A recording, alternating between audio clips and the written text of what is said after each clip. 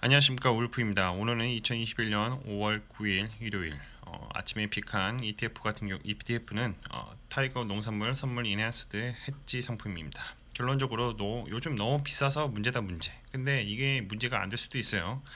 주가 추세상 프리미엄 구간에 진입을 했습니다. 투자 아이디어입니다. 농산물 가격 앞으로도 더 오를 것. 그리고 사람들의 경제활동 재개와 음식료 가격 상승이 예고된다. 일단 주봉을 보면 일단 빨간색은 프리미엄 구간에 진입을 했습니다. 지금 일단 고평가를 벗고 있다는 거죠. 근데 이게 현재 고평가가 아닐 수도 있습니다. 이거는 선물 상품의 구조를 보셔야 알 수가 있어요. 일봉을 보면 역시 빨간선을 프리미엄 구간을 돌파를 해서 현재 최고가를 갱신을 했죠. 그래서 이게 이제 두 가지 의미하는 바가 두 가지입니다. 정말로 고평가를 받고 있나, 아니면 펀더멘탈의 변화가 있나. ETF 홈페이지에 가보면 이제 설정 이후에 주가 흐름을 보여주고 있습니다. 쭉 떨어지다가 코로나 때 하단을 치고 하단을 지지를 받고 지금은 상승을 하고 있죠. 그런데 이제 파란 선이 이제 기존의 펀더멘탈 흐름이라고 보면 중간 빨간 선을 돌파해서 두 번째 빨간 선을 향해 가고 있는 흐름입니다. 과연 이게 그러면 지금 고평가를 받고 있는가, 아니면 펀더멘탈의 이동인가, 그걸 한번 생각해 볼 필요가 있다는 거죠. 이 ETF의 지수 산출은 스탠더드 앤 포어스에서 산출을 하고 구성 종목 4가지로 밀, 옥수수, 대두, 설탕으로 산출을 합니다. 농산물 선물 가격 움직임을 나타내는 지수고, 이 상품 같은 경우에는 롤오버 비용을 경감시킬 목적으로 정해진 일정에 따라 롤오버를 합니다.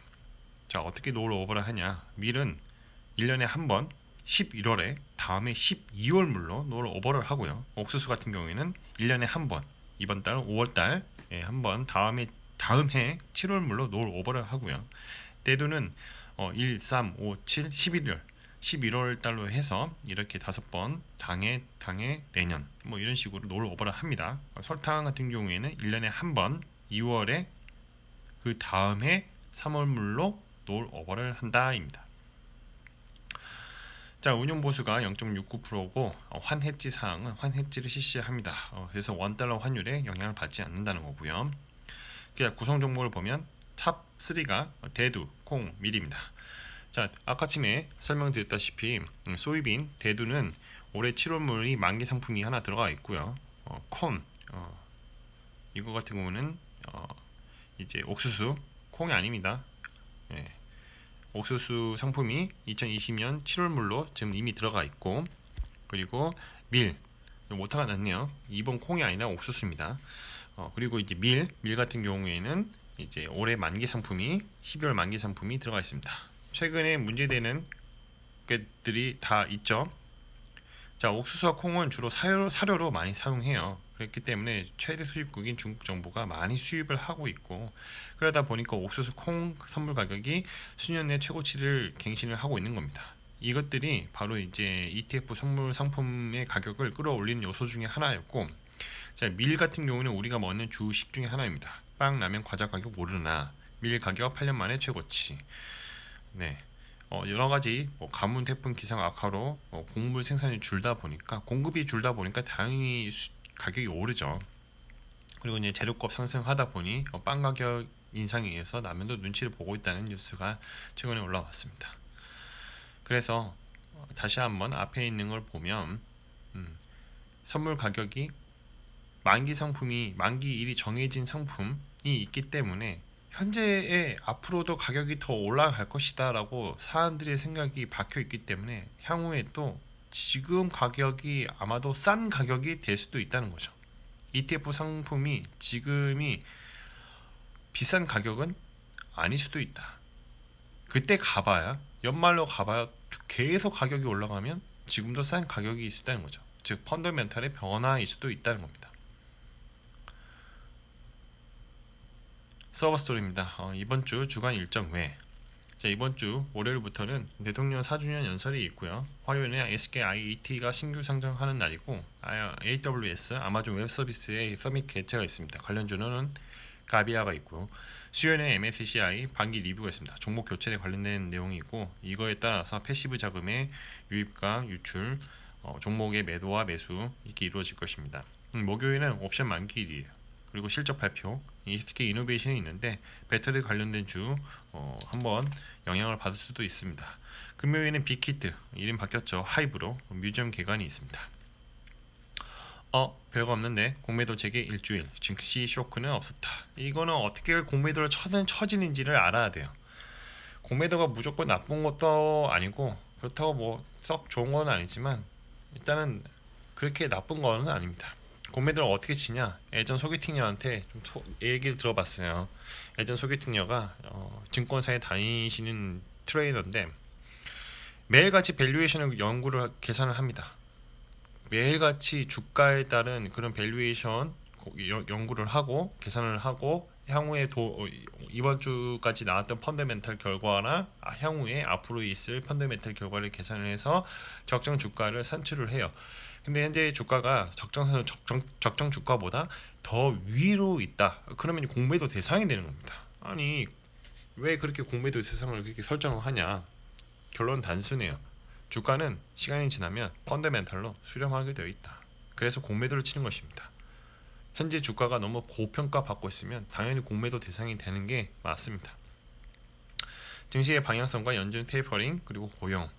일단은 미국 금리를 인상하게 되면 신흥국한테는 너무 힘겨운 시장이 될 수가 있어요. 이건 너무 당연한 거고요. 그래서 고용은 미국 같은 경우에는 완전 고용을 목표로 좀 달려가고 있고 실적은 미국 기업 실적은 우상향이겠지만 22년 1Q부터는 정말 진짜 본 게임이 시작할 수 있습니다.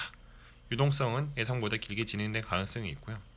뭐가 어떻게 됐든 간에 연준의 최우선적 목표는 인플레가 아니라 고용이었다.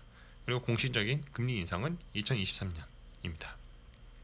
초이스 인사이트 한 스푼, 앨런财務장관 이야기, 스태그플레이션 수요가 강하게 뒷받쳐주지 않는 이상 현실적으로 지속 불가능하다, 이런 내용이 있는데 중요한 거는 한마디로 요약해서 금리도 앞으로 안 올릴 것이고 당분간 23년까지는 안 올릴 것이고 어떻게든 사람들이 소비할 수 있게 그리고 공급을 이렇게 원활히 할 수 있게 그런 환경을 미국은 만들어 갈 것이다 라는 내용입니다. 이번 주 있을 주요 경제 지표 전망 11일에는 중국의 소비자 물가 지수와 생산자 물가 지수 지표가 발표가 있고요. 12일은 브레이너드 미 연준 이사 연설이 있습니다. 13일에는 미국 신규 실업수당 청구 건수와 생산자 물가 지수 발표가 있고 14일은 미국 산업생산 지표 발표일이 있습니다. 이거에 따라 주가가 영향을 줄 수도 있죠. 5가지 테마로 본 지난주 미국 시장. 크록스 컴백.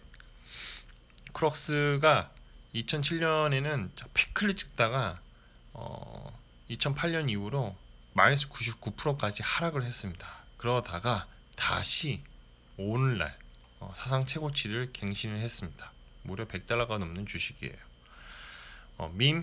백신보다 밈이 더 크다. 이건 도지코인 이야기입니다. 미친 시장이죠. 도대체 왜 이렇게 부각이 되는지 모르겠는데 백신보다 밈이 더 크다는 겁니다. 모아둔 돈 차나 사자.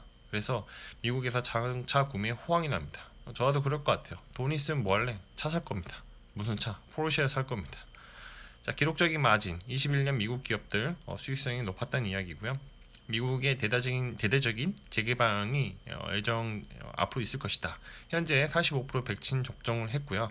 1월 초 대비 사망자가 80% 감소를 했습니다. 미국이 경제 회복도 앞으로 더 빨라질 것이고 대대적인 재개방을 할 것입니다. 관심 있게 보는 뉴스입니다. 호남선 윤석열 지지율 심상치 않다.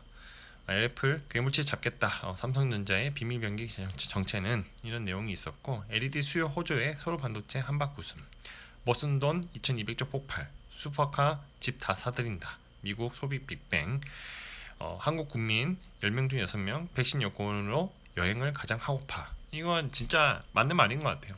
주변에 그냥 여사친들이나 소개팅녀나 썸녀들이나 전 여친들 다 물어보면, 야 너는 코로나 끝나면 뭐 하고 싶어? 응, 여행 가고 싶어. 어디 여행 가고 싶어? 어디든 가고 싶어.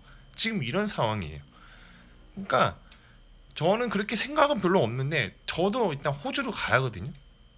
저도 여행을 가고 싶거든요. 해외 여행을 가고 싶다. 그러면 일단 백신 여건이 되고, 사람들이 백신을 많이 맞고, 그리고 이제 여행 가능 지역이 있을 거 아니에요. 인도는 절대 가면 안 되는 부분이고, 이제는 뭐 위험 지역이라는 게 코로나가 해소가 되는 지역이냐 아니면 해소되고 있는 지역이냐, 뭐 인도, 중국 이런 데는 당연히 여행 금지 국가가 될 것이고, 유럽 중에 정말로 괜찮은데 그런 데는 갈 수 있을 것이고, 미국 같은 경우는 갈 수 있을 것이고, 호주나 뭐 이런데 만약에 이제 백신이 보급이 돼서 여행을 갈 수 있는데, 하여튼 그런 데는 주요 노선들은 표가 없어서 이제 못 살 지경에 아마 가지 않을까, 감히 그렇게 생각을 해봅니다. 아마 이제 백신에 따라서 여행 가는 국가가 발표가 되는 날이 올 것입니다. 두 번째 관심 있게 보는 뉴스는 이제 반도체 대란의 철광석 값 등등. 이거는 그렇게 뭐 철광석에는 연관이 있을까 했는데 많은 부분이 연관이 있더라고요. 한번 보시는 게 좋을 것 같고요. 반도체 미세화 백기사 패키징 전망이 밝구나. 이거 관련된 주로 대덕전자가 있습니다. FPGA라고 해서 이제 반도체 다이를 PCB에 붙일 수 있게 하는 중간에 이제 PCB 얇은 아주 고성능의 그 PCB가 있는데, 고미세 회로의 PCB가 있는데, 그게 이제 대덕전자에서 만들고 있습니다. 올해 전세계 반도체 매출 공급 부족에도 13%의 성장이 예상되고요.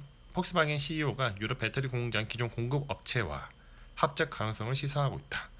공매도 재개 후 외국인 거래 비중 90%에 육박. 얘네들은 그런 거 좋아하는 것 같아요. 공매도를 좋아해도 너무 좋아하는 것 같은데 원칙적으로 대응을 한다는 거죠. 그래서 도대체 왜 셀트리온에 이렇게 집착하는지 모르겠는데, 일단 확실하게 시제는 공매도를 맞아도 쌉니다. 예, 얘는 맞는 게 당연한 거예요. 왜 그냐? 앞으로도 진단키트로 돈을 벌 수 있냐? 못 벌 거라 이거죠. 백신이 보급되면 당연히 진단키트로 돈을 벌 수가 없습니다. 진단키트가 필요 없는 세상이 오면 과연 이 회사의 주가는 어디까지 나락으로 가는가?